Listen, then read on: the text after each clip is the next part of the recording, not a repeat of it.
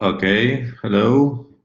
Welcome to the webinar Risky Business, Private Enterprise, Social Power and Secession Referenda with Karlo Basta. Okay, I will be chairing the event.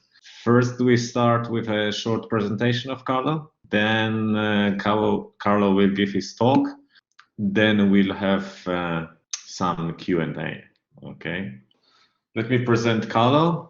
Dr. Basta is lecturer in politics and international relations at the University of Edinburgh. He is also co-director of the Centre on Constitutional Change, also in Edinburgh. He works on comparative politics of nationalism with a focus on multinational states. He has written on institutional formation and change in multinational systems, the consequence of that change for political stability, and politics of nationalist conflict and secession. His work has been published in many journals, such as Comparative Political Studies, Political Psychology, Publius, Nations and Nationalism, and so on and so on. And a very interesting thing, his new book is coming out in October 2021. Right, so Karl's working for some time on this book now, and let's have it printed. Let's see how it goes. Okay, so Karl, if you want to start, please. Sure. Thank you very much. Thank you, Adam, for the kind introduction, and thanks also for organizing all of this. First, a word of thanks to eBay, obviously, to Martin, to Helena for organizing and guiding me all the way to this point. Obviously, I would have preferred that this had been in person to revisit I'm not sure whether I should call Barcelona my third or fourth home, but it's a home at any rate. So thank you very much for hosting this, and hopefully we'll be able to do something like this in person reasonably soon. So I don't want to do too much of an introduction to any of this. I think Adam's done a very good job of introducing the kind of work that I do. Secession is part of my kind of research agenda. But it wasn't necessarily the focus with which I started. Initially, it was basically kind of accommodation, federalism, and multinational states. And as I worked towards the end of my PhD dissertation, this was essentially kind of late 2000s, early 2010s. And as I was working on the Catalan case, things obviously, as I'm sure I don't need to explain to this audience, kind of started to change in Catalonia, right? And in part as a consequence of that, I turned increasingly towards the study of secession. Now, what's interesting about secession as a phenomenon is it's been around, obviously, for quite a while. It's been following modern politics for the past 200 years, but a systematic study of secession really is a recent phenomenon. So I would say probably it's the last 20 years or so that we see this kind of focused, systematic study of secession as a phenomenon in its own right. Which is not to say that people have not written or studied secession prior to that point, but it was far more disjointed. So there's a lot of really, really interesting stuff that's been going on in this subfield for the past 20 years. But there's one question that's kind of been nagging on me that has really not been asked to the best of my knowledge. And that's why is it so difficult to build a massive majority in favor of independence in developed democratic countries or regions of those countries? So the starting point really is this comparison here, right? So on the left you see what I provisionally call Western cases: Quebec, Scotland, Catalonia. You'll forgive me for taking the liberty with Catalonia. In 2015, obviously, there was not an agreed upon referendum with the central government. Again, all of you know that better than I do. But I'm counting 2015 election as it was dubbed as a plebiscitary election, and then triangulating that with the opinion polls over the past 10 years that place support for independence of Catalonia somewhere between 40 and 50%, give or take, right? So these specific kind of percentages are not as important as the notion that just like in Quebec and Scotland, the population of Catalonia kind of divides roughly 50-50 between support and opposition for secession. 40, 60, 50, 50, thereabouts. The sample of the cases on the right are, the contrast could not be starker, with the exception of Montenegro, and we can kind of bring that up in the Q&A. Actually, it's not that much of an exception. It's an exception that proves the rule. you see very, very different results. You see domination of those who are arguing in favor of secession, close to 100% in many cases, certainly about 2/3 majority at a minimum. And of course, if you were to say, well, that's Central East European cases, what about the rest of the world? Well, in the rest of the world, Bougainville, Iraqi Kurdistan, South Sudan, etc., everywhere else we see these massive majorities for independence. So what I find interesting is that this kind of contrast between these cases, few as they are on the left, and everywhere else has really not been tackled.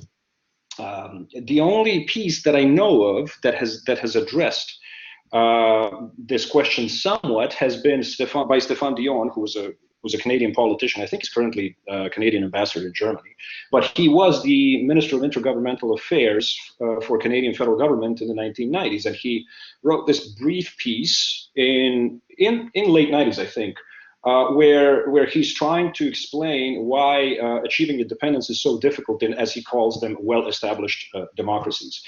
So it's one piece that tackles this issue, and to my mind, despite the fact that it was a valiant attempt, I don't think it provides an adequate answer. So Dion answers the question by reference to the kinds of processes that apply to non-democratic and less developed states as much as they do to developed and democratic ones.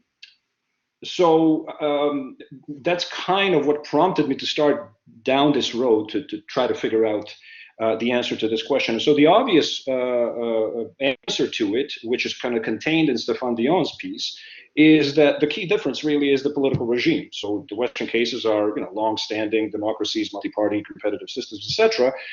Most of the ones to the right and other cases in the world are not.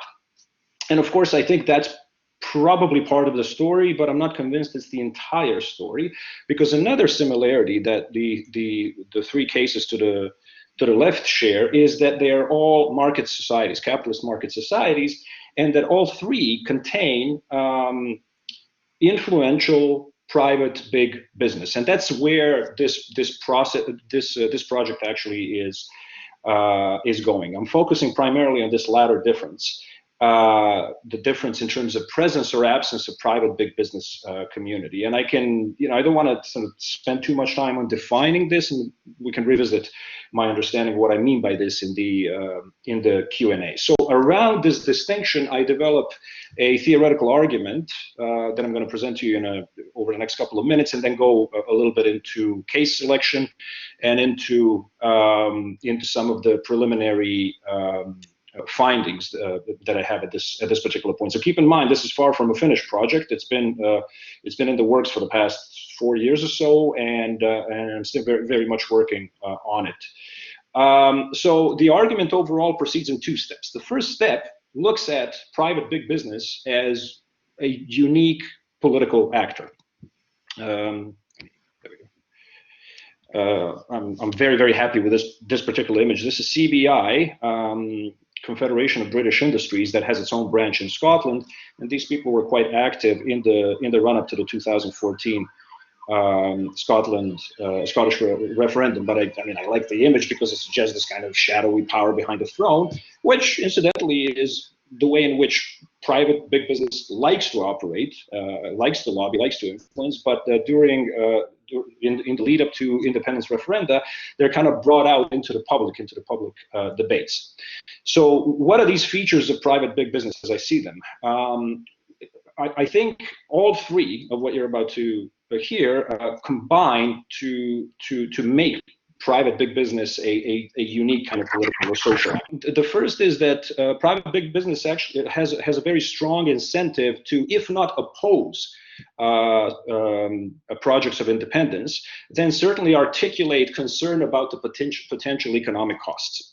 And the reason for that is fairly simple. Private big business, in particular, is conservative, politically conservative. They don't like political risk, any political risk that might interfere with their bottom line. And independence, secession, even in the best of circumstances where the central government has agreed on the terms and the regional government has agreed on the terms, invariably, because of the nature of the negotiations around the dissolution of a country or separation of one of the countries, produces political uncertainties. And you see that right now, actually, with Brexit. So Brexit is not normally kind of understood as a secession, but I think it very much is a type of secession. But even in the case of the Scottish referendum in 2014, it was clear that if the majority of Scots voted for independence, it would have been the situation would have created all kinds of uncertainty around, legal arrangements, currency, what was going to happen with the pensions, the social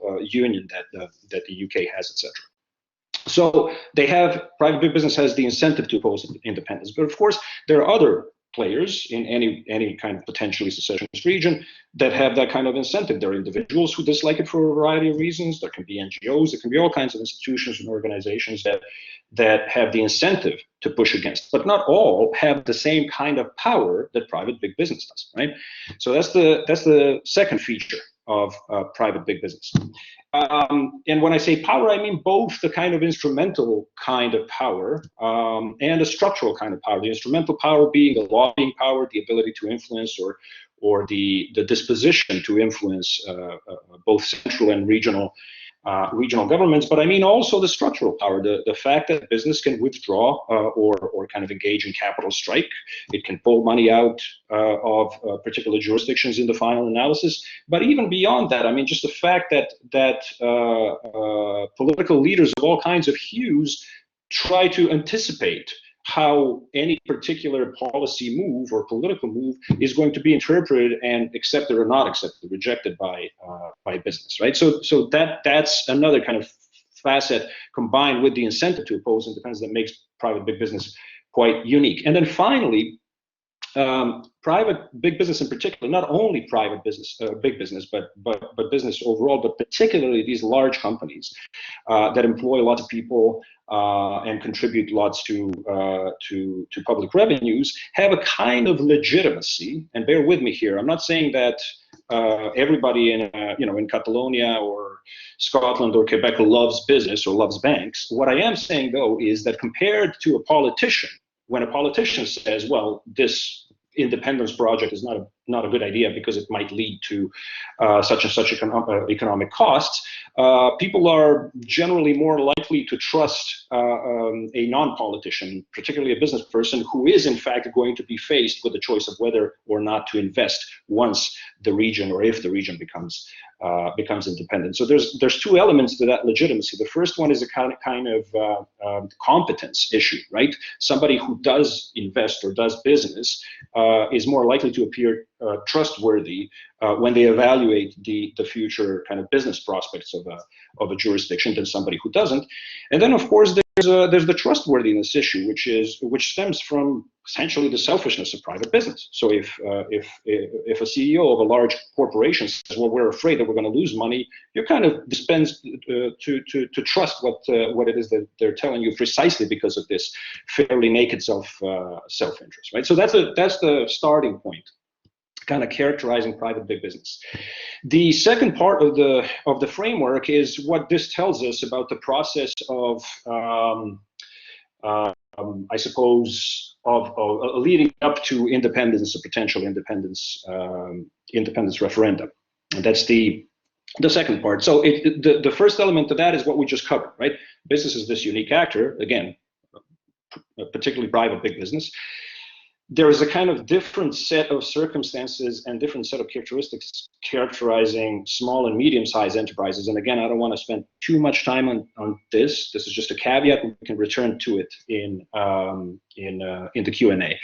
So what I'm saying is that given this, or if this is true, what I would expect is that in those jurisdictions where there is about to be a referendum on independence and where there is private big business, what you're going to see is that business is going to participate in the debates. They're going to inject themselves into the debates and try to articulate this kind of skeptical note about the potential costs thereof. Where you don't have private big business, the debates are going to be far more one-sided, far more likely to be dominated by politicians, and far more likely to skew towards independence. So that's the second part of the framework.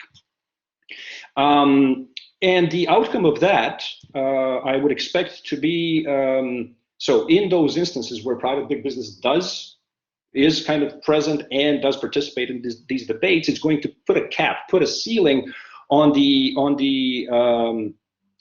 level of support for independence, and where it is absent, you're far more likely to see what Noel Neumann calls spirals of silence. Basically, there's going to be kind of homogenization of public opinion on the issue of independence all the way to a very, very large kind of majorities. So that's the basic framework. Now, in order to figure out whether or not this holds any water, I knew that I needed to, well, first of all, I'm fully aware that no matter how I construct or devise this particular research project, I will never probably have more than strong circumstantial evidence of whether or not this actually holds any water.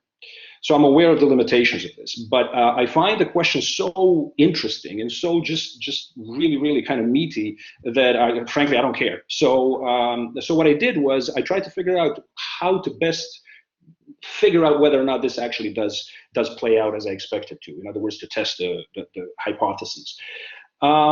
So the starting point was, I mean, I knew that I wanted to see whether or not private big business operates the way it does in those jurisdictions where it's present, and there are very few of those, right? So I knew that I wanted to look at all three, Quebec, Scotland, and Catalonia, and try to see how private big business actually kind of negotiates these debates about independence in the lead up of either potential or actually scheduled referendum. But I also knew that I needed obviously a counterfactual. I needed a jurisdiction, at least one, if not more, where private big business was not present. The problem there, and this is one of the reasons that I think I'll never be able to kind of have a slam dunk case for this, is that there is, to my knowledge at least, no historical or contemporary case that held a referendum on independence, that shared all the major political and socioeconomic features of these three cases, except for the presence of private big business. In other words, there's no case that is a multi-party democracy, that is at that level of development, integration, et cetera, that does not feature private big business. So that's obviously a methodological problem, but I hope that I had, again, I knew that I wanted to look elsewhere and look at how political processes around independence referenda played out in those instances where private big business was not present. So I came up with two cases that are far from perfect, but I think they neutralize each other's shortcomings somewhat. The first one is Slovenia, 1990. Slovenia had a referendum as part of Yugoslavia, and that referendum resulted in the country leaving eventually the Yugoslav Federation. And Slovenia, to me, was an obvious choice. While it's obviously very different from three of these cases, it is far more similar to them than is pretty much any other jurisdiction around the world, save one. So, you know, Slovenia at that point was urbanized, had a highly educated population, was relatively economically advanced. It was certainly at that point the most economically advanced part of Yugoslavia and the communist world, and it actually retains that primacy today. But as importantly, Slovenia's economy was very, very integrated in the Yugoslav market, and they also exported a lot to Western Europe.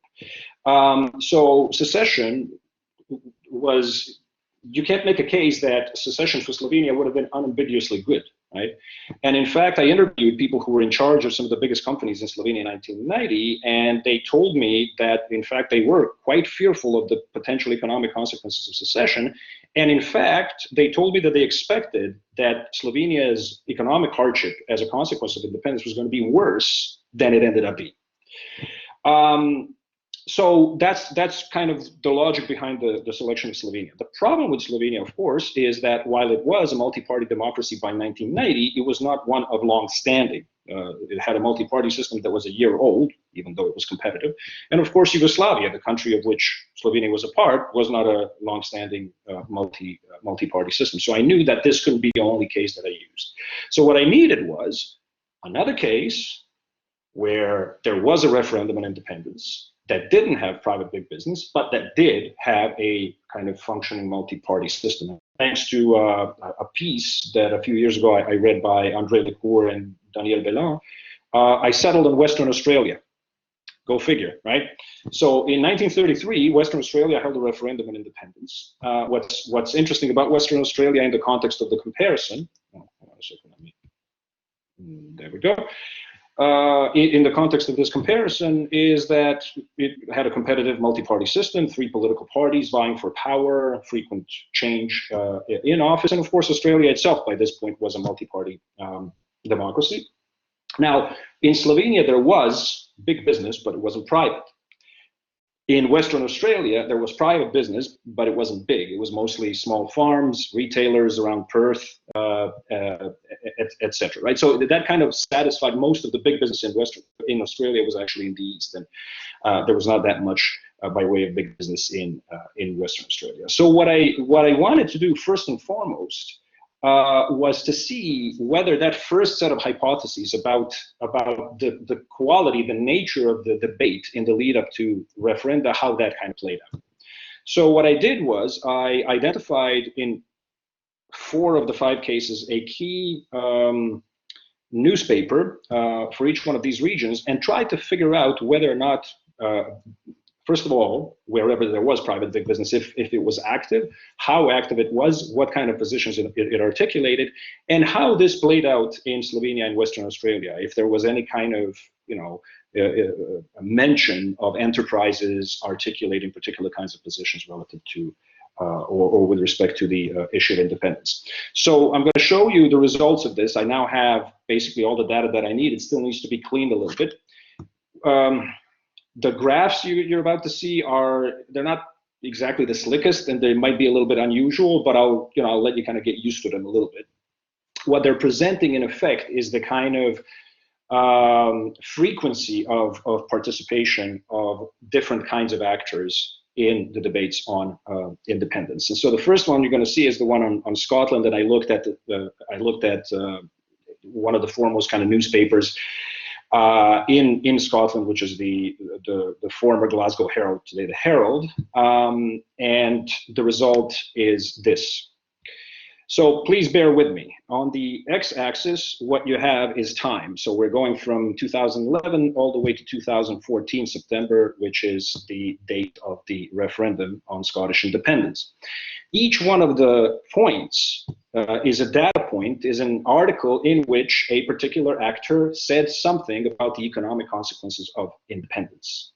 So the bottom kind of line, the blue one, is businesses or business associations articulating kind of an optimistic message, either saying that Scotland is going to be doing well as an independent state economically, or at the very least, articulating a message that is neutral, where they're saying, well, we're going to be at the very least breaking even, or being where we are right now.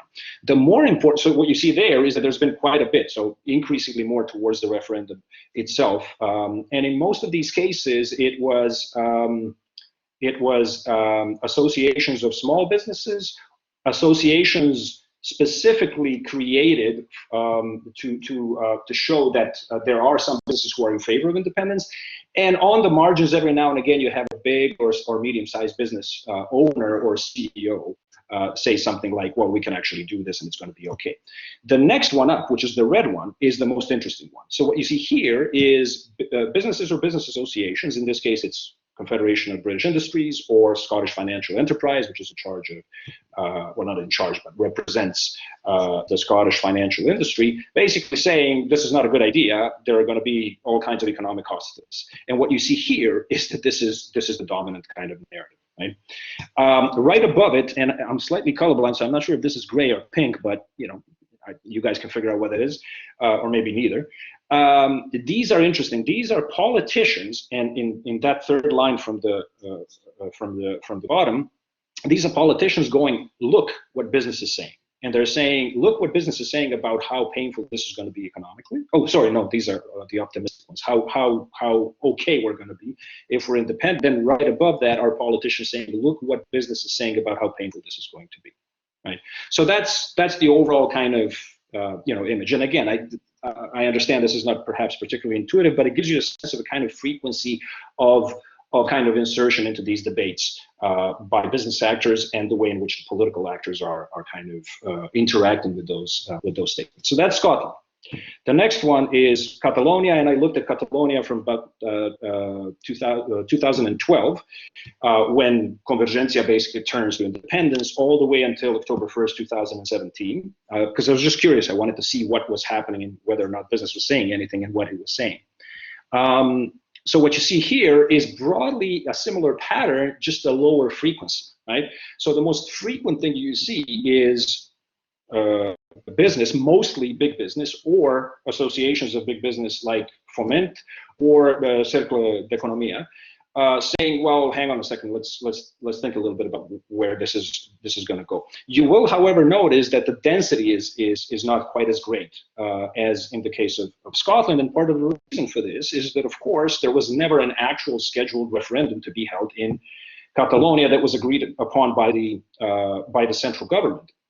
And so when I interviewed people in Foment, they were basically telling me, look, I mean, we don't want to come out and say what a bad idea independence is, because we don't actually want to legitimize the idea itself. Right? But even with that, what you see is fairly frequent participation in these public debates by again, mostly big business in the private sector. At the very bottom, you see periodic statements by businesses and business associations. These are mostly small and medium-sized, so Secot, PIMEC, etc., saying, actually, yeah, we can do it. And not only that, it's imperative that we become independent, because this is actually going to create better economic conditions for us. And the top two lines, obviously, are politicians going, oh, look what these guys are saying. So that's Catalonia. And then finally, this is Quebec, about a year and a half prior to the 1995 referendum. And the story is kind of similar, and keep in mind that Quebec was already, had already gone through a referendum 15 years prior, so some of the debates were recycled from that era, but I actually don't have the exact data for 1980, and I'm still trying to figure out whether or not to do and what to do, right? So these three, different as they are, you have a sense that, it's actually mostly business saying, hang on a second, I'm not too sure about that, and then you have kind of counter message by other elements of the business community, but normally smaller and medium-sized business, saying, no, we're going to be fine. Note what happens with Slovenia. The contrast could not be starker. So if you look at the bottom line, this is business leaders saying this is a good idea. There's a few of those. There are only two data points, only two instances of people in the business sector, because again, I sort of emphasize this, there were enterprises in Slovenia, quite large ones for the Slovene economy. There's only two instances, and one of these instances was a retired dude who came out right before the referendum and said he was one of 100, and I can show you the quote in the Q&A. He basically said, well, this is actually not a good idea, but he was retired, and that's a very indicative thing. Mostly what you see is politicians saying, yeah, well, this is great, and in fact this is necessary, we need to kind of separate ourselves from Yugoslavia, we're going to do well economically, and then there's some opposition politically to this. So that's your Slovenia, and this is Western Australia. Keep in mind, what we're seeing here is a region that does feature private business, but it's mostly small business. And you have, at the very bottom, in fact, to the extent to which business was saying anything about independence, it was positive that it was necessary. And there's very, very little sort of opposition by the business sector, at least in the pages of the West Australian, which is the key newspaper at that time. And kind of echoing what you saw in the Slovenian case, you see mostly politicians talking about this kind of stuff. And while there is some opposition from the sort of the side of the politicians, mostly it's actually politicians articulating how necessary and how good independence is going to be for Western Australia. So that's what I have right now. And if you kind of look at how this kind of shakes out at the end in terms of the outcomes of either referenda or kind of support for independence in the case of Catalonia, just to kind of revisit this. So we have all 5 cases here. The first 3 are the ones that feature private big business, right? Yes. And as you saw in what I just showed you, there's kind of persistent dissent on the potential costs, economic costs of independence in all 3 of these. And in Slovenia and Western Australia, where you don't have the presence of private big business, there's very little kind of pushback by the business community, despite the fact that there is a business community in both, just different kind of nature and quality. The referendum outcome, I think you're probably familiar from what I just showed you of these. You have this division. So again, the point is not 2 points here, 3 points there. The point is that broadly speaking, the electorate in each one of the three of these jurisdictions basically breaks sort of into half-half. Whereas in Slovenia and Western Australia, you have a very different, very different outcome. In Slovenia, you have outright hegemony, close to 100% in favor of independence. And in Western Australia, you have what I call dominance here. This is 2/3 of majority. And keep in mind, I mean, Western Australia, they developed by that point a kind of, for several decades, this narrative that they're different from the rest of Australia, that Eastern Australia does not understand them. But it's not the same kind of qualitative difference in terms of national narrative and national difference as what you see in Slovenia. And yet, you still have this fairly, so it's even more impressive that you would have this level of support for independence, given this kind of ethno-linguistic commonality between Western Australians and other Australians. On top of that, there is one segment of Western Australian population that voted overwhelmingly to stay with Australia, and that was in the gold mining districts of Western Australia. All of these people were migrants from East Australia, right? So if you take that away, you're closer to 70% of support for independence. Now, again, as I told you, I mean, I don't want to kind of overstate the case here. You might, in fact, say, maybe people do not actually care what business has to say. Maybe all of this is kind of circumstantial and incidental. And I'll offer two reasons why that's probably not the case. The first one is that in all three of the Western jurisdictions, both pro-independence and anti-independence politicians seem to believe that what business has to say matters. So in 2012, Artur Mas openly asked the business community not to speak out against the project of independence. And in 2013, Alex Salmond, here in Scotland, tried to prevent the release of a report by Scottish financial enterprise. And he started phoning up his friends, because he's a banker. He started phoning up CEOs of big banks in Scotland to ask them to stop the release of the report. Right? But even beyond, I actually spoke to Artur Mas, and I spoke to Stephen Noon, who was in charge of the Yes campaign in Scotland in 2013 and 14. And both of them told me the same thing, which is if a politician says that independence is economically going to be costly or beneficial, it does not carry the same kind of weight as a business person. But you can say, well, yeah, but that's conjecture by politicians. Maybe they're wrong. So because of this, what I've been doing over the past year or so, along with my colleague from my old university, Memorial in Newfoundland, Scott Matthews, is I've been working on 3 survey experiments. So we did one survey experiment in Scotland last year. So what we did was we exposed respondents to the same 2 messages, either that independence is going to be costly or that independence is going to be beneficial for Scotland.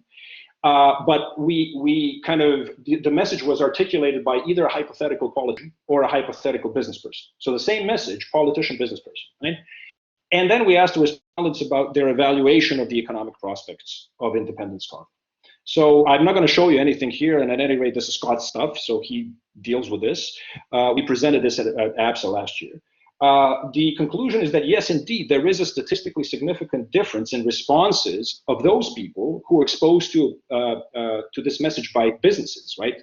Whether it's a positive or negative, rather than those who are exposed by these messages by politicians, where there's actually no statistically significant difference between the responses of a positive or negative politician articulation of this message, right? So we're trying to replicate this work in Catalonia and Quebec over the next couple of months, and we'll see whether the link actually holds. So, that's basically the framework and whatever it is that we have. I just want to leave you with 2 thoughts. You might think, okay, this is about secession, and of course I would assume that in Catalonia, this would hold more importance, but beyond, anybody who doesn't work on secession and nationalism might go, okay, well, this is a niche kind of project. What I would argue is that that's not the case, that the implications of this project are far broader, because this project is not only about secession, it's also about this, it's about power, and particularly about kind of the role of social power in leaving or enabling kind of the contestation of ideas to play out. And as a consequence of that, I also believe that this project is about what democracy actually is, right? So I would argue, and in this case, I'm talking basically about the role of social power of business and how it kind of influences democratic processes and outcomes. But you can turn that around and say, you know, it's the same kind of thing in non-secessionist outcomes where business is socially dominant. And without a countervailing power of labor, you're probably not going to have, no matter how perfect or perfectly designed the institutions are, if you don't have countervailing poles of political power, you're still not going to have genuine competition and genuine democratic struggles. And I'll leave it there. Thank you. Okay, thank you very much, Karlo. Very interesting, but you skipped some slides I saw at the end, right? So those are in the holster. Those are my reserves. This is for the this is for the Q&A, in case I need them. Yes, there will be some. So to all the participants, there is a chat. If you wanna ask Karlo a question, please write it now. Okay, write something. Or else Adam is going to monopolize the discussion. Yeah, I will. For sure. No, but I see some interesting names. Okay, Matthias from How, you can go first. Okay. Hi, hello. Yeah. Hi, Matthias, how are you? Hi, how are you doing? Good to see you. Likewise. Enjoyed the talk, and I think your general point on bringing business back into debates around secessionism, it's well taken. I think I have. I mean, yeah, I think I have a maybe comment, question, suggestion around your case selection. I mean, one is I mean, with Western Australia, I was wondering. I mean, the 1930s were a very different period, a world historical period, and even the 1990s were a different world historical period from the more recent independence referenda. So I was wondering, and you know, on the one hand, yeah, you might say there are global norms around minority rights, group rights that have gained dominance. States might have also become more concerned about losing territories. So all these kind of, from a more global perspective, set the stage against the success of these referenda. So why Western Australia? Second, and that's more like a stream of thought. I mean, I've been, you know, my area of expertise is Latin America, and I was kind of listening to you, and I was saying, yeah, you're absolutely, and there are two movements I'm thinking of: the territorial autonomy movement in Santa Cruz in Bolivia, and the territorial autonomy movement in Guayaquil in Ecuador. Both of them are not, or only their hardliners are in favor of secession, but they're largely about more autonomy, like lots of autonomy within the existing nation state. But in both, arguably, and that has been well researched, business has played an absolute central role, but in favoring more autonomy, not pointing to the political risk. Yeah. And so I was wondering if you could say a little bit more on, okay, is this just a matter that this is not about succession, but more about territorial autonomy?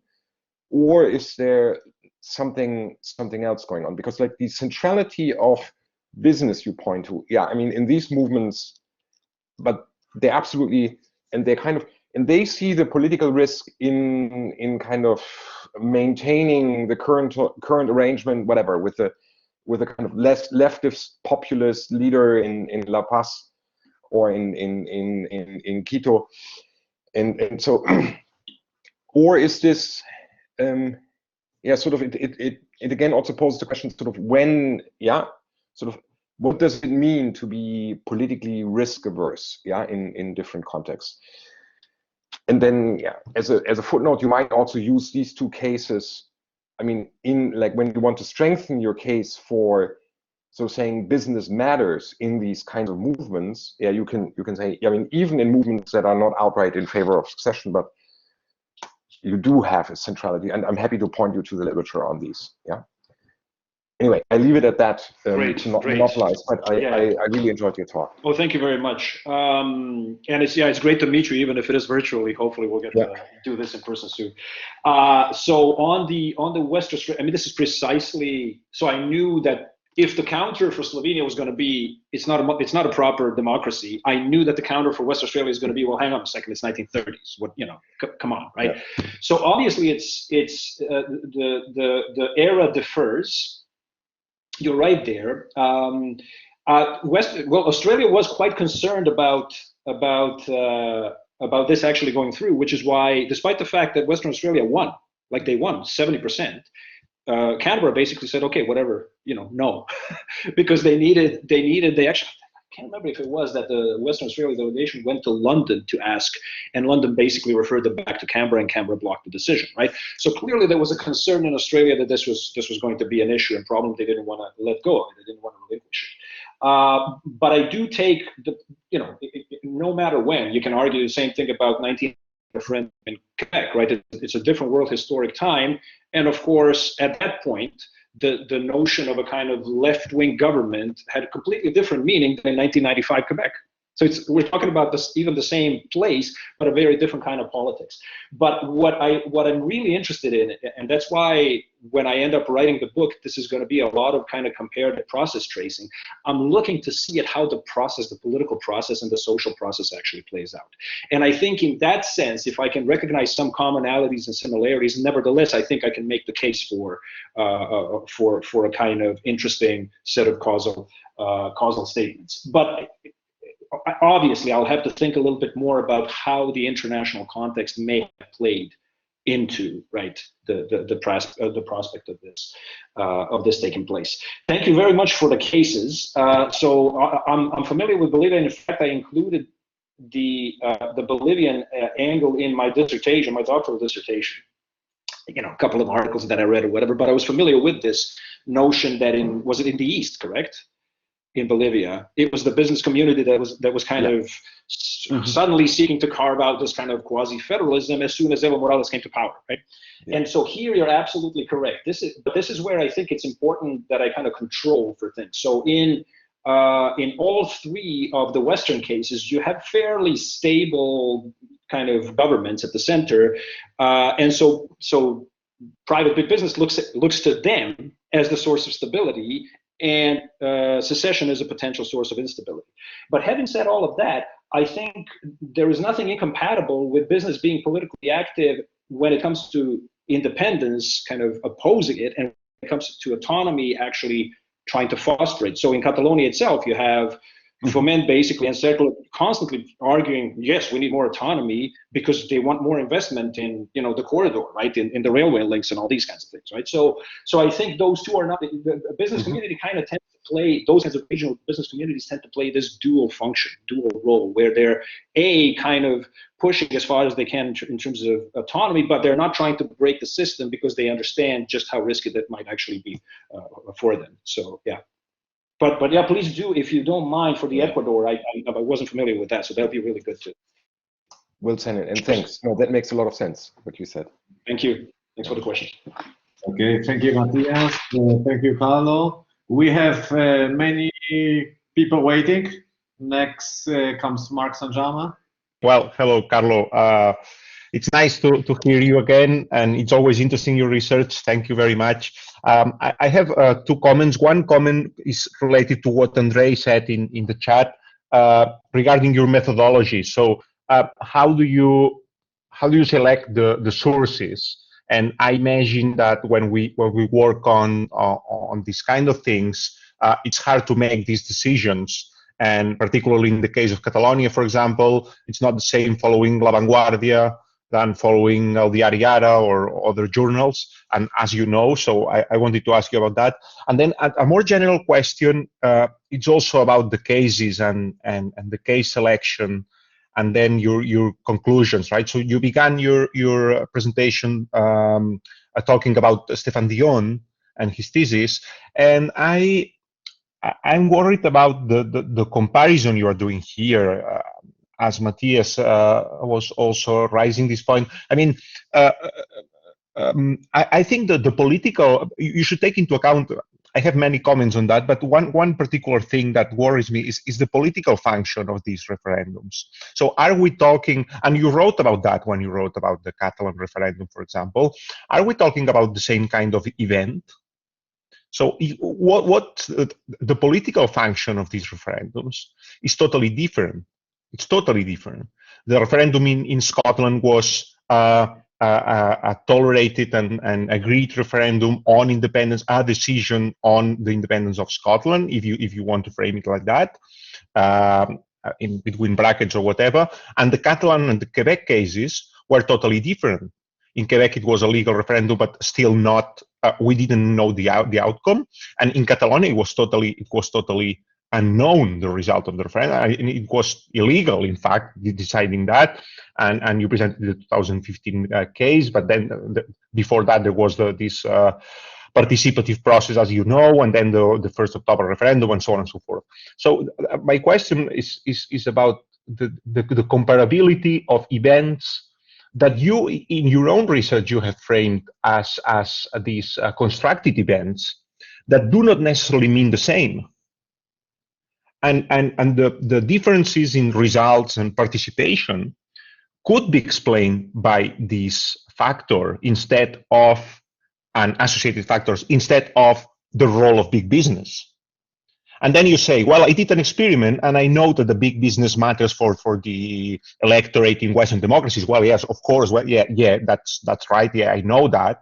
But yeah, I'm worried about this comparison, and that's all. But thank you, Karlo. It's always very interesting following your research. Thank you. Thank you, Mark. A pleasure. All right. So the easier question first, the sources, right? So honestly, all I needed and all I wanted was a mainstream press that is not necessarily either too pro-independence or not too pro-unionist. And I think La Vanguardia basically satisfies that criterion in the case of Catalonia. And I needed to, by the way, I mean, these are the kinds of things that if you kind of triangulate with other kinds of newspapers, you see that the same event, when a particular business says something about it, is reported, right? They're just reported in a different way, depending on the kind of editorial kind of angle, right? But they're nevertheless reported. So if a business says, no, this is not a good idea, it's going to get reported across the gamut. It's the same thing for the Herald in Scotland. It's the most read paper there. I believe La Vanguardia at that point was the most read paper. I can't remember where I picked up on the stats, but I think it was in Catalonia, and certainly a mainstream paper in Catalonia. I had what was it? Quebec. Quebec was 2, right? Because we wanted to see, precisely for this reason, we looked at Le Devoir, which is a little more pro-independence, and then we looked at La Presse, which is kind of unionist, precisely because of this, and we were trying to see if. And then in Slovenia, it's the biggest newspaper, Delo, and the biggest newspaper in Western Australia, on the assumption that these are the kinds of outlets that, even if not everybody reads La Vanguardia, on Twitter, somebody's going to tweet something about a particular article, or somebody's going to speak about it, and things of that nature, right? So that's that much about the sources. And I think, like you could basically include way more sources and come up with essentially the same kind of outcomes. So I decided, just for the sake of efficiency, not to kind of invest a ton more work and resources into something that's going to produce very marginal benefit relative to what I already have, which is I think a fairly stark story between the 3 cases in the West and those 2 cases in, elsewhere. Right now, in terms of the kinds of referenda these are. And whether or not this is actually comparable, I would say the key issue isn't how you or I, who think about this for a living, interpret these kinds of events. Rather, I would say that the key issue is, if we're looking at how business actually injects itself into these debates, how businesses look at them, right?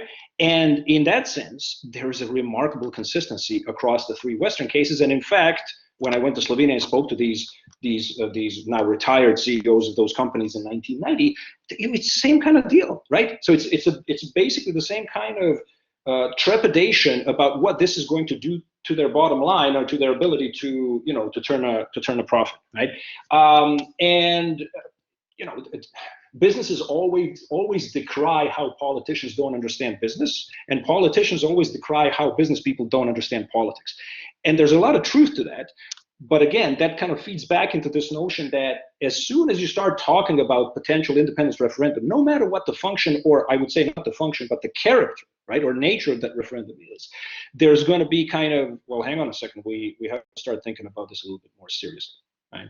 So even in those cases where you have businesses that are not particularly willing to come out and openly speak about these kinds of things, if you have a publicly listed company, they have the fiduciary responsibility to their shareholders to, in their quarterly reports, actually talk about potential risks to business. And this is what gets reported in the press, right? And if it gets reported in the press, obviously it enters the public domain and people start talking about it. Well, yeah, independence, but look at these guys, right? So I would say that despite the kind of qualitative differences, and there are many, many differences. In fact, let me just to give you a sense of, and this is going back to what what Adam was saying, to give you a sense that I've been thinking about this quite a bit, right? Can you see it? Is this visible, Adam? Yes, Karlo. Perfect. Yeah, okay. So yeah, so I mean, you see that there's all kinds of contextual differences, but my point is that in all three cases, you have a like, despite the fact that these are very, very, very different cases, the central government is different. You know, there are member states of the European Union. Do they actually draw from the central budget, or do they contribute to the center? All kinds of differences, and yet for all these differences, ultimately, basically the electorate breaks halfway, right? Now you can argue, well, in Catalonia there was no referendum held, but if you kind of consider, first of all, what's happened in 2015, and then you look at the last 10 years of Polish independence, I don't think it's going too far to say that, you know, if there was an actual agreed upon legal referendum in Catalonia, you would get somewhere between 40 and 50% in favor of independence, right? And that's my point. So again, I'm not looking at those like 2% over, 2% under, that kind of stuff. But the fact that these three cases, you have this kind of half-half electorate, whereas everywhere else, including in the two cases that I'm looking at, you have way, way higher support for independence. I hope that answers. Okay, thank you, Karlo. Thank you, Karlo. Thank you, Karlo, for your answer. So I think we will have the opportunity to discuss that in the future, and looking forward for your book. Thank you, Karlo. Looking forward to it. Okay, thank you, guys. We have one question in the chat from Andrei Tarasov. He asked just a technical question, analyzing this Scotland case. He used the issues of the Herald or the Sunday Herald as well. Why have you chosen the Herald? So I was talking to a colleague of mine who kind of analyzes press in Scotland, and my understanding was that if I use the Scotsman tends to be a little bit it's more of a business newspaper, whereas Herald traditionally used to have a lot more, because it's in Glasgow, it has more of a kind of, you know, working class audience, those kinds of things. So I figured if I looked at the Herald is less likely to kind of over report business opinions, right? Whereas I would have assumed that the Scotsman would over-report business reports, and it'd be not perhaps as representative as I would want it to be of the kinds of debates and things that were happening, right? So that's why. Did I use the Sunday? I think I was scouring through. To tell you the truth, I'm actually not sure, but it's definitely not only the Sunday Herald. It's either both or it's just the Herald. Okay, good. Thank you, Karlo. Right now, my very short question. Now, you look a lot on press, but for example, in Catalonia, we not only had press reports, what business says, we also had the facts, what business does, right? It was very impressive now how in one moment, the principal companies started to move their headquarters outside of Catalonia. Would it be possible to look at that too, or is it complicated considering the comparative aspects? So I'm not mute, right? Okay. Let me go back to the file. Let's see, where are we? So this is part of this starting assumption about the power of business, right? And this is the structural power of business that I was talking about. So this is precisely what you're talking about, right? And this was El Nacional.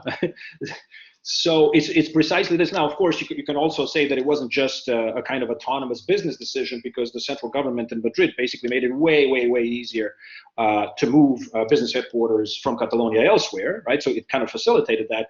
But the fact is, if you don't have kind of willingness by businesses to move, then probably less of this would have happened. So what you see obviously there is the flight, or rather the removal of headquarters of various companies from Catalonia to other parts of Spain, including to Valencia, to Madrid, etc. Right? And it's something that you see talked about a lot in the context of Quebec, both after 1980 and 1995. That there was this kind of procession of businesses basically leaving Montreal, because Montreal was the business center in Canada in the 19th century. And then as kind of industrialization happened, and the locus of development shifted from Montreal to Toronto. Toronto kind of took over, but by the 1960s, Montreal was still very important, financial, manufacturing, etc. kind of center, right?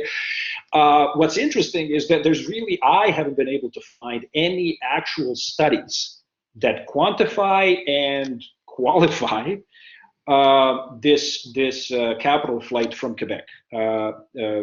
What you see here, obviously, is something more kind of tangible in terms of what happened right after October 2000. And actually, I'm not sure. This was right after October 2017. But you can never know. I mean, what the actual motives for this kind of stuff were. So again, this is circumstantial kind of evidence, but it's important in the sense that it kind of demonstrates even the fear of this happening, demonstrates the kinds of things that people may be thinking about in terms of the potential economic consequences of secession. And this is something that's far more likely to happen in these places that have private big business, because they're market societies. It's not that Slovenia did not have wealth, right? Slovenia had wealth, but the wealth was not liquid to the same extent to which wealth is liquid in Catalonia, in Scotland, in Quebec.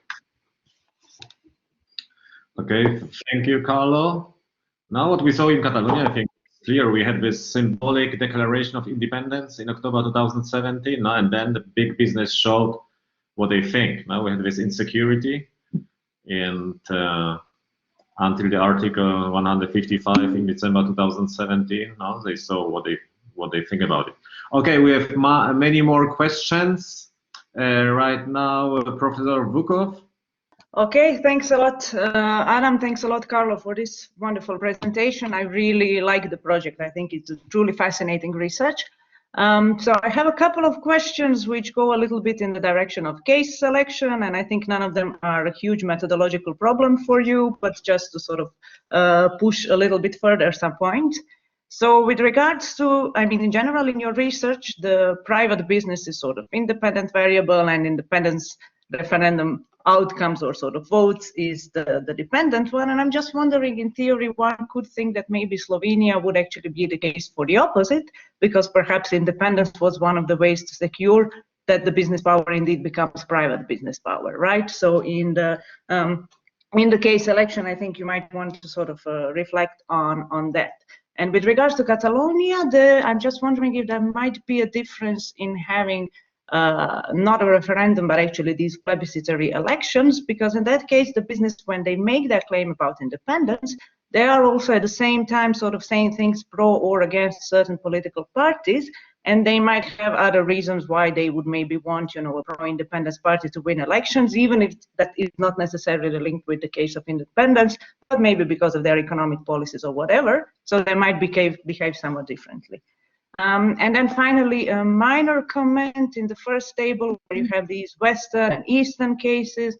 I'm just not sure if you actually need the East-West division and, you know, what role it has theoretically. I'm not really convinced. I think maybe you can just, you know, say referendum in whatever, Europe and North America, and then easily put Montenegro in the side of the table where by the result it actually belongs to.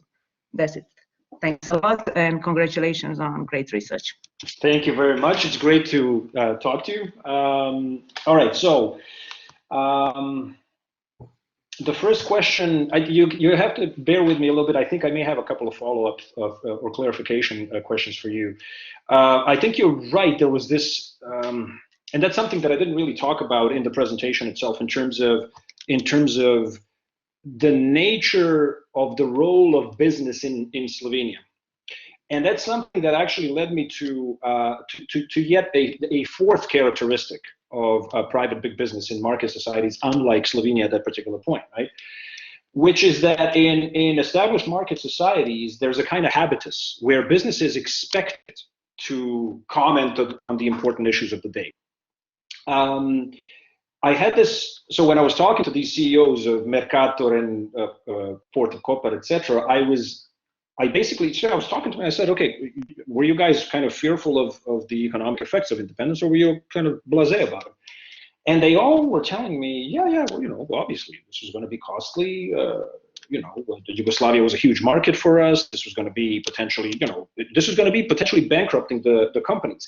And that's why I think this notion of the shift of becoming a private power does not necessarily compute, because these guys, and they're all guys, were in charge of companies that could have actually gone under had things just worked a little bit differently, right? So the biggest white goods producer, Gorenje in Slovenia, these guys were bailed out by a large German retailer that started to buy up their entire output. You know, so at this particular point, so I'm talking to these people and they're telling me, well, we were, you know, fearful. And my hypothesis was that the reason that they didn't say anything in public, as you saw from that evidence, was that they were political appointees, right? So they were afraid that if they said something, then, you know, they would lose their jobs or something like that. In other words, they don't have that independence that private business has, that can just basically kind of not ignore political power, but it can bypass it. But I asked them anyways. I said, so why didn't you say anything? And this is one of those things that you can't quantify, can't put into models, can't do anything with. It was so interesting. They gave me answers. But what was the most interesting was the pause between the end of my question and the beginning of their question, of their answer, because I saw in their eyes this kind of searching, like, I never thought of this. It never even occurred to me that I would publicly express my opposition for independence. And I started to realize, oh my God, of course.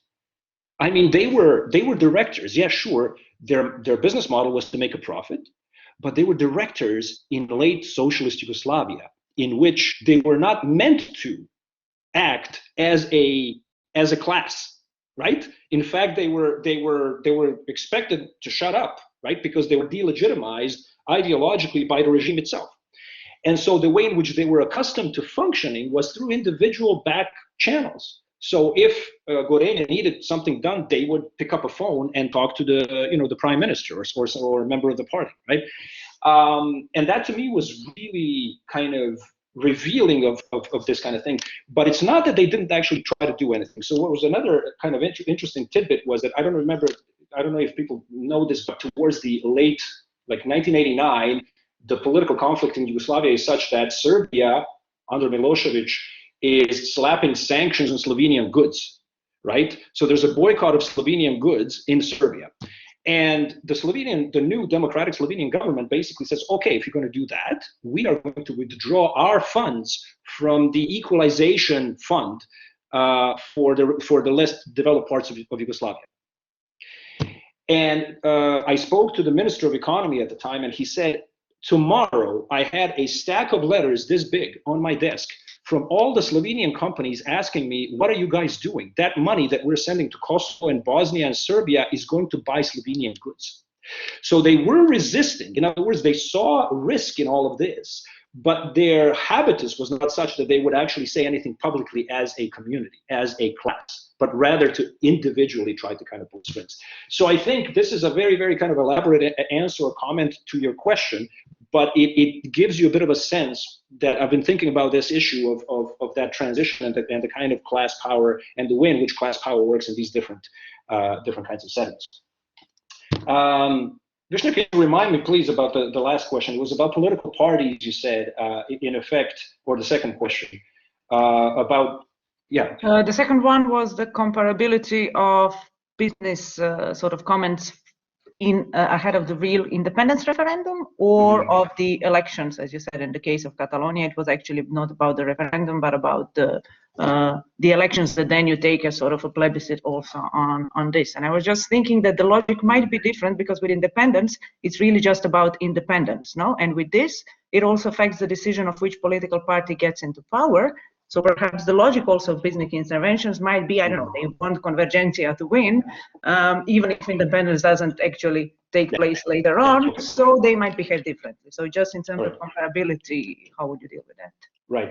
So this is where Convergencia was actually in a very strange position, and it's a kind of position in which he was in that position already in the 1990s, where on the one hand it's the party of Catalan bourgeoisie, among other things, but at the same time, increasingly, it also has to listen to these pressures from parts of its constituency that are trying to kind of push further, both in terms of autonomy and eventually in terms of independence. So I did kind of talk to Mas about this, and my sense is that by 2013, 2014, the business community's links with Convergencia, particularly with Mas, were fraying. And so at this particular point, they would not have necessarily been particularly happy with Convergencia either. They were happier with them than with Esquerra at this point. But you got to keep in mind that Esquerra at this point is also trying to present itself as a party that's competent in sort of competent party of government, so that, of course, they're not going to engage in these hyper performances as they're doing, right? So in the specific context of Catalonia, by comparison to the others, I'm not actually sure that it mattered much, and I think that kind of is borne out by the fact that you even though there's a kind of qualitatively different kind of a set of political processes taking place in Catalonia vis-a-vis, let's say, Scotland or even Quebec. Nevertheless, you have constant kind of stream, even though not quite as frequent, but constant kind of stream of warnings from the business community about, well, this is perhaps not such a great idea. For the East-West division, I'll tweak it. I take your point. I mean, West, sure, I could simply say, take a cutoff of sort of GDP per capita or something like that, and say these kinds of jurisdictions that have these kinds of socioeconomic and political kind of features, and look at it that way. Montenegro, I would actually be loath to include, because again, different kind of political dynamic, and that outcome of 55% was basically a kind of an ethnic referendum more than a census, right? Because if you look at national identification in Montenegro, about 55% of the population identify as Montenegrin, and probably 90% of those people voted in favor of independence. So and yeah, there was kind of a business angle to that as well, but it's a very different dynamic. I think that's why I was contemplating including, in fact, Montenegro into the study, but I decided against it for that reason. Just very qualitatively, just very different thing. Okay, thank you, Karlo. Thank you, Visnia. We have another question in the chat from Adia Rivera. Thanks for the presentation, fascinating research. How important was the issue of integration exit to from the European Union in Scotland, Catalonia, and Slovenia? I guess market access and economic integration was a major concern for big businesses. And there is also a second question. Are you planning to replicate the study with trade unions? Thank you. Thank you very much for the question. I looked at trade unions. So I'll take the last question first. And what's interesting about trade unions is they're more complex for the very reason that they're, if you look at the business community, no matter how large, it's still fairly cohesive. And there's a tendency, the bigger the business, the more likely almost all businesses are actually going to be against independence. And the smaller the business, you have a higher likelihood that they're going to be, some of them are at least, are going to be more in favor of independence. Trade unions are way more divided. My sense was that in Catalonia, this was, with one exception, it was very, very difficult to kind of take a unified position, because some members were in favor, some members were against, and that makes sense given the social makeup of the workers in Catalonia, or national, if you will. In Quebec, I think in the 1970s and into the 1980s, unions were far more pro-independence. By the 1990s, I think it was probably similar. And in Scotland, it's kind of a wash, right? So I think it's an interesting question, and it's an important one. But what's interesting is that, as I was looking at these kind of reports, it just didn't seem that trade unions actually registered in press, possibly because they were not making, these public statements, possibly for reasons of bias in the papers.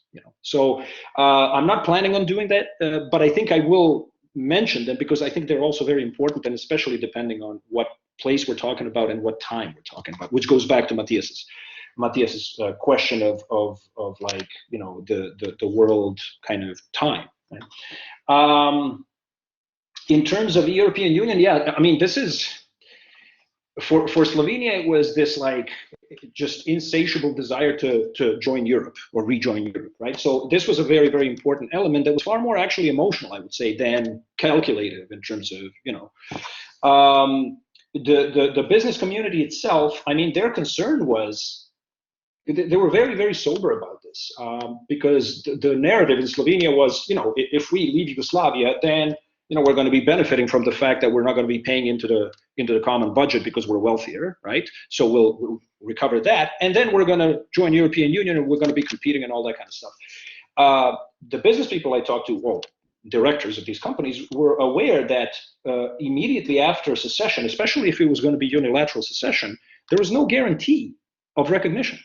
And you got to keep in mind at that point, America and many member states of the European Union are saying, no, hang on a second, stay there, right? So there was no guarantee whatsoever in December of 1990, before the war breaks out and all that kind of stuff, that there was the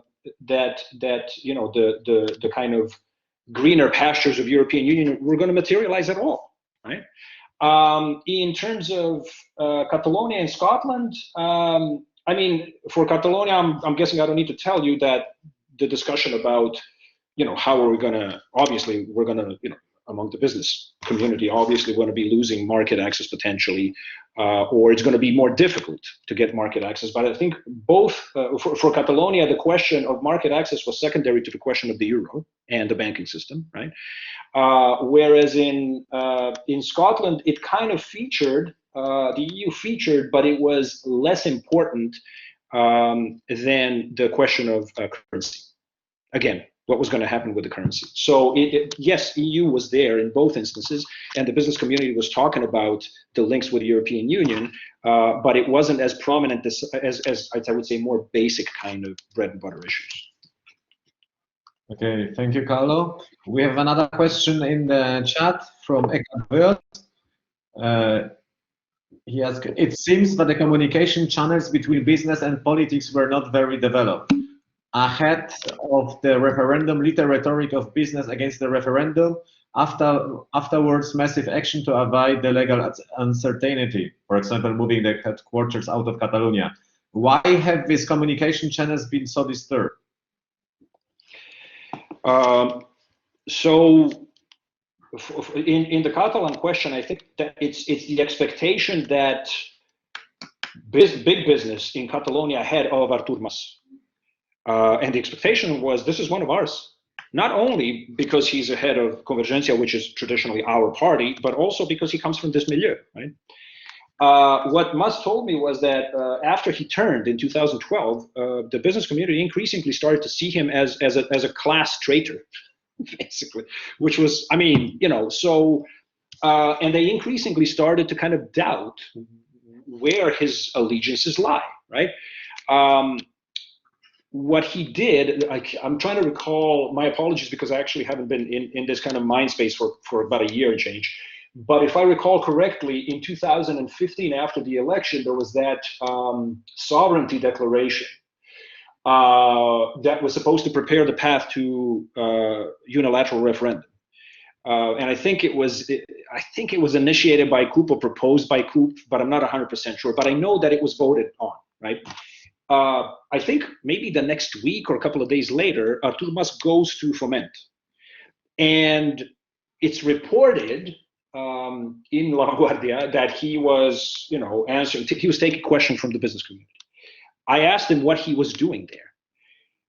What he told me was that he was basically trying to tell the business community that this didn't matter. That, don't worry about this. This is just political kind of gamesmanship, and you shouldn't worry about the prospect of us actually going down that path to unilateral referendum. But by that point, I mean, like, how can you tell that? Now, frankly, I actually thought that they were going to be stretching things out way beyond 2017. So I have been proven wrong. There's no reason why at least parts of the business community would not have been more. I had no skin in the game, right? I have no investment in Catalonia, but if I did, I would have probably been a little bit scared about where all of this is going.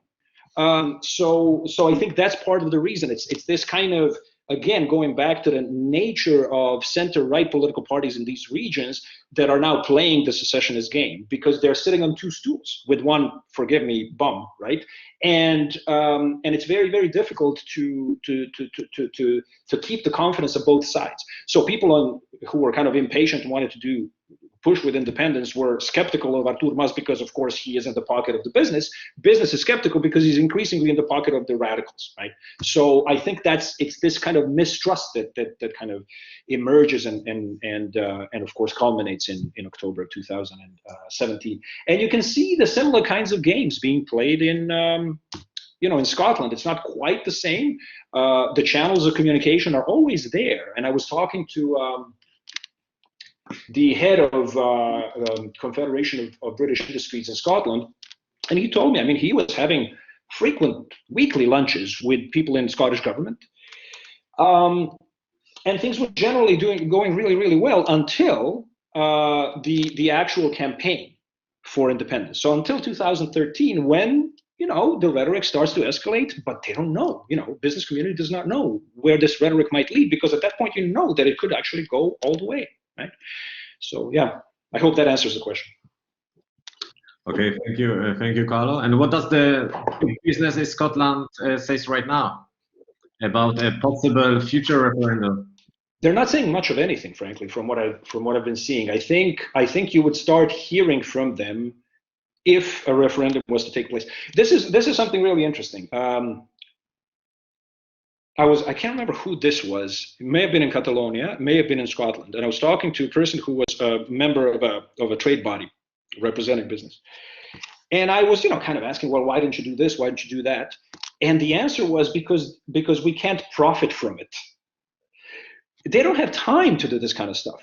Businesses don't have time or the inclination to do this kind of stuff. So they use the trade bodies to do this kind of stuff for them.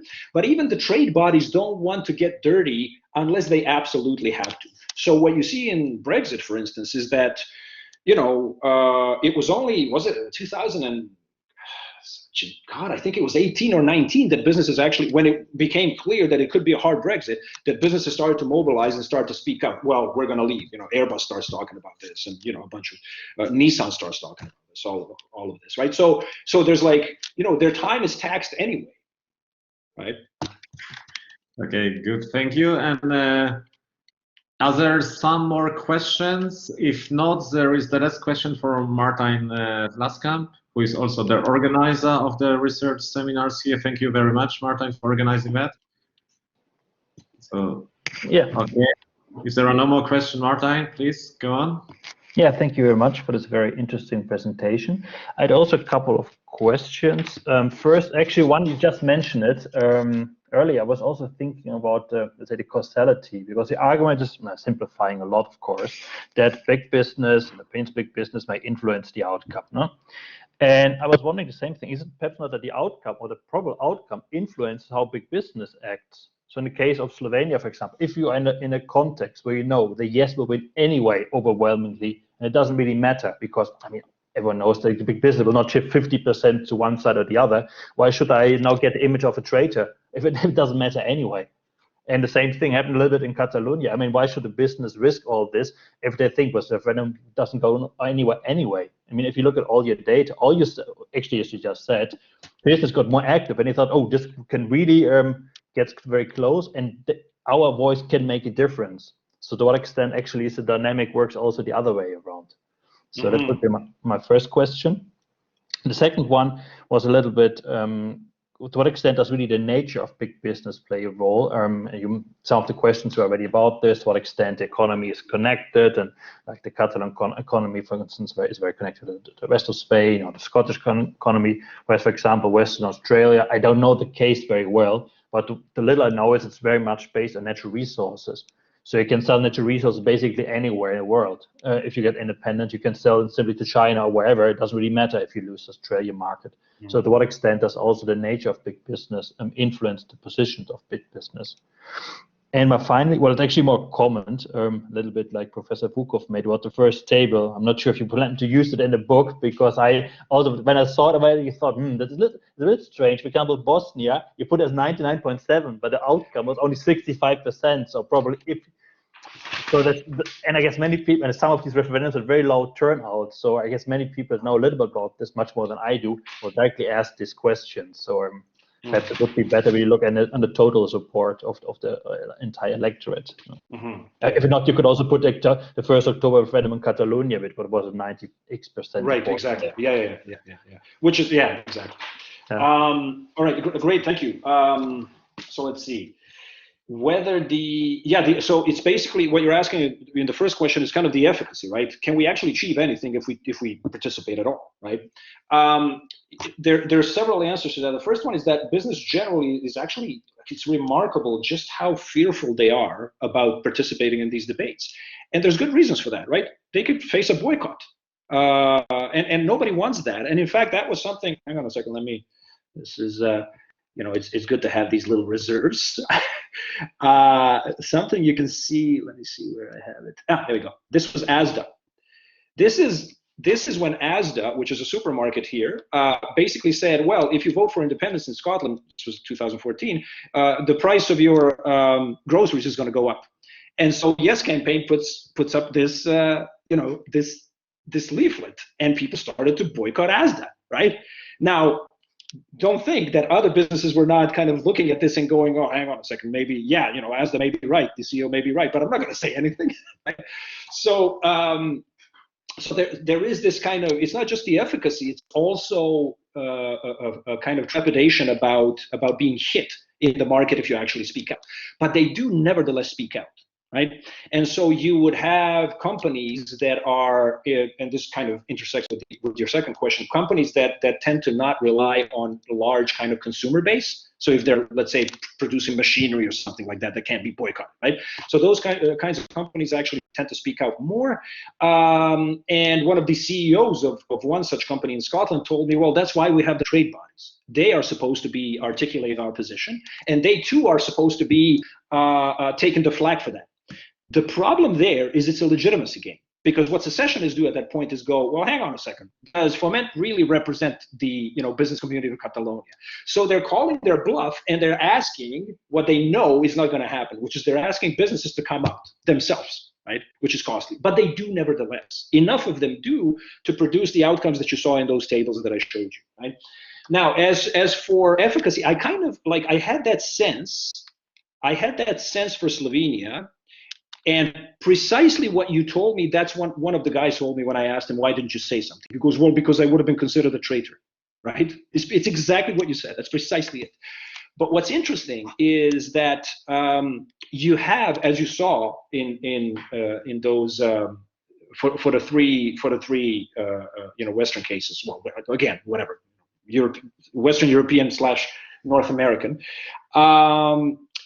You have constant participation of business in these debates. And the reason goes back to the habitus that I was talking about, which is, and you kind of see this, like from Madrid, from London, there were people complaining about Catalan and Scottish business community not being loud enough.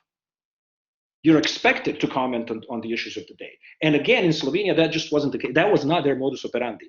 And I am willing to stake, well, not a lot, but at least, you know, I'd be willing to bet if we could kind of have a kind of counterfactual machine into which we can throw in Slovenia that actually did have private big business, that it would have been a very, very different story, right? That you know, it's obviously there are these feedback loops that just by inertia, business would have felt called to comment on these kinds of things. And I also want to emphasize the following. So yeah, in most instances, businesses kind of calculate, right, and they try to figure out what kind of potential cost or benefit they can get out of something like independence. But often enough, you have people who are business people who feel themselves to be Scottish or Catalan or whatever, and they have, you know, kind of non-instrumental motives in articulating a particular kind of position. So that also could kind of influence this kind of stuff. So I think you're right to a degree, but I think if we just kind of compare these two, you basically see that there's always a sense in a market society that what business has to say is going to be, you know, is going to matter. And again, the whole point of my model isn't that everybody kind of listens to what business has to say uncritically. It's that they leave open this breathing room for countervailing kind of action. And on that note, I want to show you something else, which is that here, this is that one guy in Slovenia who was saying we don't want, maybe it's not such a good idea economically, right? But know that he is one of 100 of people that this newspaper actually featured. So 1 in 100 is saying this is not a good idea, right? But you kind of see that the logic that he's operating from is very similar, that you could hear from, you know, a private business person somewhere in Catalonia or somewhere in Scotland, somewhere in Quebec, which is, yeah, these politicians don't know what they're talking about, right? They're promising you this, you know, land and milk and honey, but they don't understand that this is going to be costly, right? So this is really, really fascinating to me. The nature of big business in terms of their positions. So this is something that people were telling me for a while, which is, you know, well, you know, what about, let's say, businesses that export mostly to the rest of the country versus those that are internationally competitive, et cetera, et cetera, et cetera. Honestly, talking to people who are in charge of the representative bodies, it's really the size of the business. And so regardless of what kind of business they have, whether it's retail, whether it's manufacturing, whether it's, you know, there's one exception, I think, in Scotland, which was the Aberdeen Asset Management, and they can do whatever they want because it's all basically, you know, manipulating numbers. So I think it was whatever his name is that he came out in favor of independence or basically said, yeah, we can do okay. But that's an exception, right? In most, it's almost like, you know, 90% of big business basically aligns against something like this. It's just I think in the way in which they kind of perceive the world. So and yeah, there's the kind of flip side of that, which is the smaller the business and more kind of local that you know, and they're embedded in communities, the more likely they are to kind of favor independence. In terms of the outcome, the table, right? The referenda. You're absolutely right about Bosnia, but but the question then becomes the same, which is why would you, you know, technically speaking, you know, Scotland is remarkably ethnically and nationally homogenous. Why don't they have these kinds of ethnic, you know, where everybody goes, yeah, screw it, etc. Right? And I think what I'm telling you here is not the entire story. I'm not saying that, but I think it's an important part of the story, and I'm really kind of intrigued by where this can lead. But you're right, yeah. Cheers, and thank you for organizing, by the way. Okay, thank you, Karlo. Thank you, Martijn. Now we did, it was like a football game then, 90 minutes. Karlo, thank you very much. I think it was quite interesting. Also the QA, right, was more exhausting than the actual presentation.